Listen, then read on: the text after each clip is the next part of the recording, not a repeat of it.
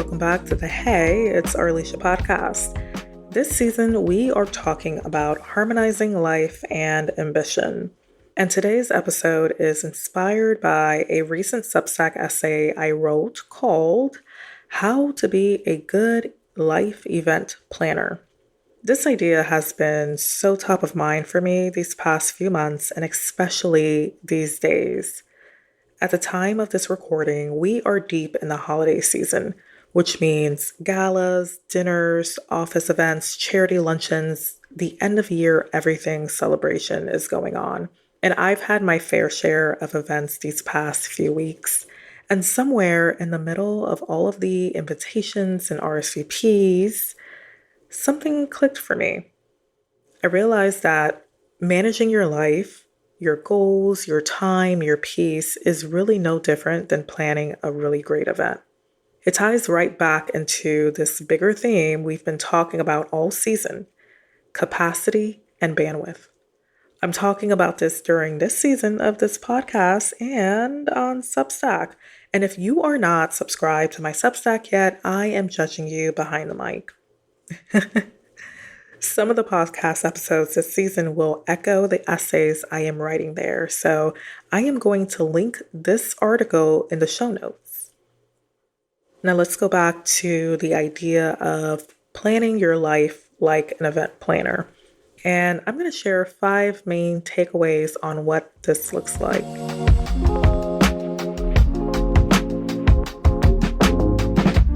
So when you think about it, event planners do not wing it. Think about the last event you attended. A wedding, a dinner party, even a birthday party you might have planned for yourself or for a friend. You probably noticed that nothing was accidental. Events feel seamless because someone thought about the flow, the timing, the energy, the details, the experience, the guest list, you name it. Life, especially ambitious living, needs that same kind of thoughtful planning. When you approach life like an event planner, you stop reacting and you start designing.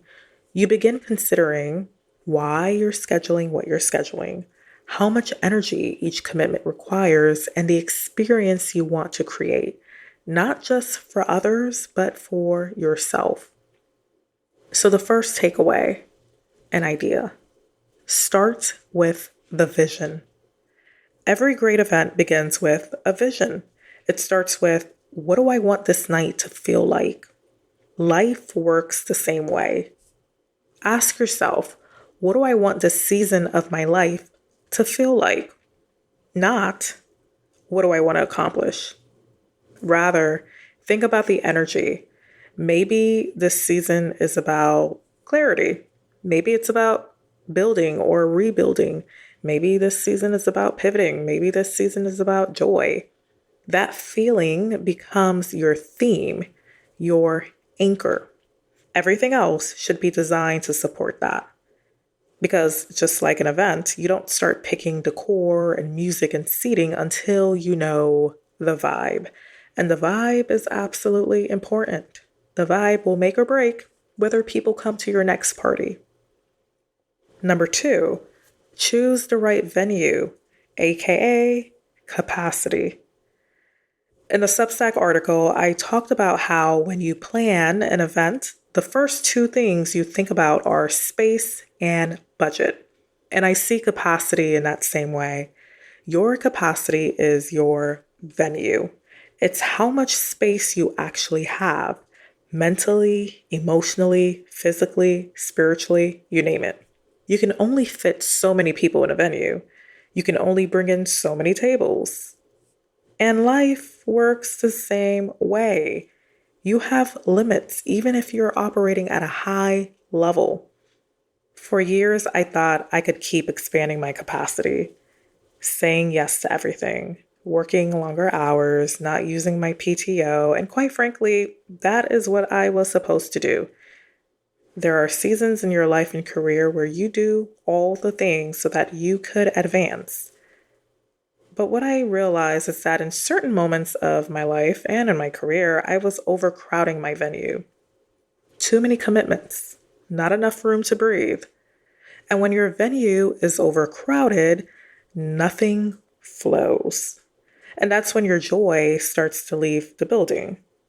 And you realize sometimes you need a bigger space. Sometimes you need better systems. Sometimes you need support. And sometimes you just need to redesign your guest list because you know what? It's not only about what you do in your space and how you set it up, but who is in your space. Number 3, you want to design by your bandwidth. Now, bandwidth is different from capacity. Capacity, again, is your venue. Bandwidth is how you set up that venue. 2 people can have the same space and create 2 completely different vibes. One person might intentionally create a flow and a vibe with this amazing playlist that sets the mood, choosing thoughtful seating, amazing food, open bar, bringing the right guests, making the room and the event feel balanced. The other person might be doing a little too much. They have clowns for valet parking. They have a DJ. They have a string quartet, a ballerina troupe, 4 different photo booths, cramming in too many different activities within the space and killing the vibe with chaos. And not to mention, the food is not great and there is no open bar. Same space, different bandwidth. Bandwidth is the quality of your attention, focus, and creativity in this season. It's not how much room you have, it's what you do with it. And honestly, this is where harmony comes in. You can't always increase your capacity. Life gives you seasons, but bandwidth is where the peace happens. I've seen this firsthand with some of the top athletes I've had the pleasure of working with. And these athletes were champions, juggling their sport, business deals, partnerships, traveling, family life, and still managing to breathe and create somehow. Watching them and supporting them taught me so much and still teaches me so much to this day. I realized even when their capacity was full, they were masters at creating space within that fullness. They knew what to delegate. They knew what to say no to. They knew what deserved their energy and what did not.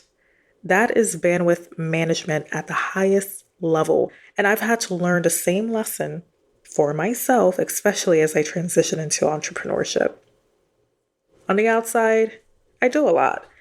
Building my strategic advisory company, developing platforms for talent and entertainers, showing up for my life, my relationships, and myself. But true harmony comes for me when I stop trying to squeeze more into my venue and instead I start curating the room better. And takeaway number 4, expect adjustments. Event planners know that things will change and things come up at the last minute. You might have a vendor that arrives late. You might have to shift your timeline. You might need to rework the setup in the space. Flexibility is a strength, not a burden. So when your life plans don't go perfectly, that is not failure. It's just feedback. It's a cue to re-coordinate the room. And it's okay to re-coordinate your life in real time.